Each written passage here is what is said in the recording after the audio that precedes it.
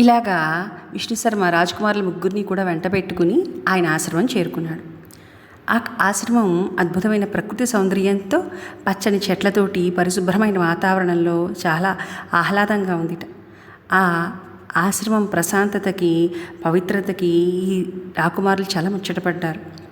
ఆ ఆశ్రమం ప్రాంతంలో, ఆ ప్రాంగణం అంతా కూడా ఫలవృక్షాలు ఉన్నాయట, ఇంకా చక్కటి పువ్వుల చెట్లు ఉన్నాయట. అంతేకాదు, సహజంగా జాతి వైరం ఉంటుంది కొన్ని జంతువులకి. పిల్లికి ఎలకకి పడదు, అలాగే పిల్లికి కుక్కకి పడదు.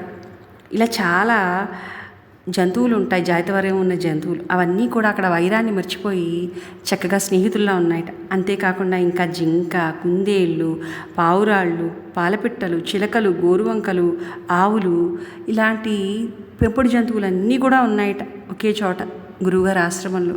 కానీ వాటి మధ్య చాలా ఐకమత్యం ఉందిట. ఆ విచిత్రాన్ని చూస్తూ రాజకుమారులు చాలా ఆశ్చర్యపోయారట. చాలా బాగుంది ఈ ఆశ్రమం అని అనుకున్నారట. విష్ణుశర్మ రాజకుమారులకి చెప్పారు కదా, అబ్బాయిలు ఇది గురుకులం కదా, మీరు ఇక్కడ ఉన్నన్నాళ్ళు కూడా మీరు రాజకుమారులు అన్న విషయం మర్చిపోండి.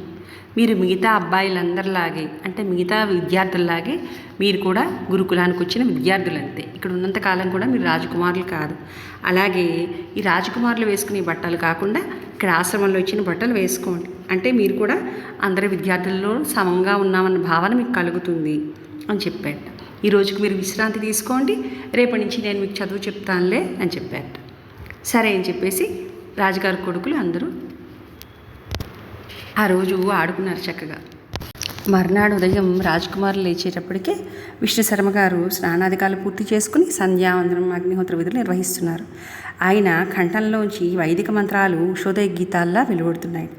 వీళ్ళ ముగ్గురు కూడా, అమ్మో గురువుగారు అప్పుడే లేచారు, పొద్దున్నే లేచేశారు, ఆయన సంధ్యావందనం కూడా చేసేసుకుంటున్నారు, మనమే ఆలస్యం అని చెప్పి చకచకా వెళ్ళి వాళ్ళు కూడా చక్కగా స్నానం చేసి తయారయ్యి గురువుగారు ఇచ్చిన బట్టలే కట్టుకున్నారట.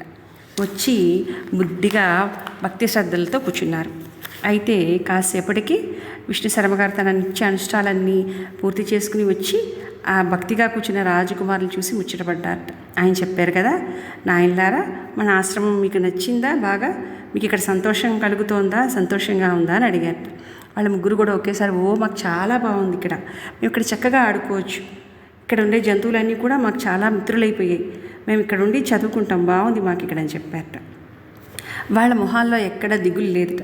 దానికి విష్ణుశర్మ గారు సంతోషించి, మంచిది, మీరు ఇక్కడ చక్కగా ఆడుకోండి, ఆడుకుంటేనే చదువుకోవచ్చు అని చెప్పారట.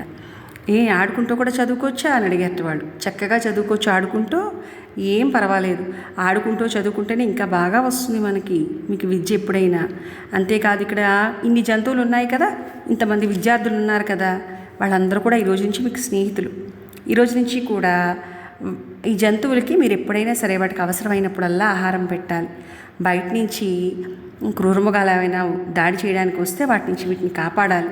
ఈ పనులన్నీ కూడా మీరు రాజకుమారులు, కాబోయే రాజులు కదా, యువరాజులు కదా, కాబట్టి ఇవన్నీ కూడా మీకు నెమ్మదిగా అలవాటు అవ్వాలి ఈ పనులన్నీ కూడా.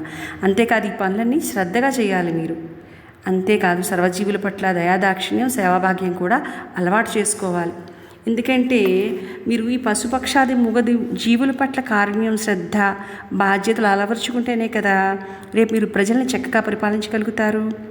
మంచి పరిపాలకులన్న కీర్తి కూడా సంపాదించుకోవచ్చు అప్పుడు మీరు అని చెప్పేట విష్ణుశర్మ. రాజకుమారులు తల ఊపేట. అర్థమైంది గురువుగారు, మీ మాట అస్సలు జవదాటం, మీరేం చెప్తే అది చేస్తాం అని చెప్పేసి గురువుగారి పాదాలకి సాష్టాంగ నమస్కారాలు సమర్పించారు. ఆయన వాళ్ళని సరస్వతి కటాక్ష సిద్ధిరస్తు అని ఆశీర్వదించారు. గురువుగారు చెప్పడం మొదలుపెట్టారు. నేను మీకు పంచతంత్రం అని 5 విభాగాలుగా ఉన్న చక్కటి ఆకృతి గల రచన, అంటే ఇవన్నీ చక్కటి కథలు, నేను మీకు ఇవి చెప్తాను, ఈ కథలు చెప్తాను, మీరు వినండి. మీరు వింటే ప్రతి కథకి కూడా మీకు ఒక నీతి తెలుస్తుంది. దేన్ని ఎప్పుడు ఉపయోగించాలి, అంటే ఈ సామధాన భేద దండోపాయాల్లో ఏ ఉపాయాన్ని ఎప్పుడు ఉపయోగించాలి, దేనికోసం ఉపయోగించాలి అన్నది కూడా మీకు తెలుస్తుంది. మనం విజ్ఞానం నేర్చుకుంటే ఎంత కఠినమైన సమస్యనైనా సరే చక్కగా పరిష్కరించవచ్చు అని చెప్పాడు.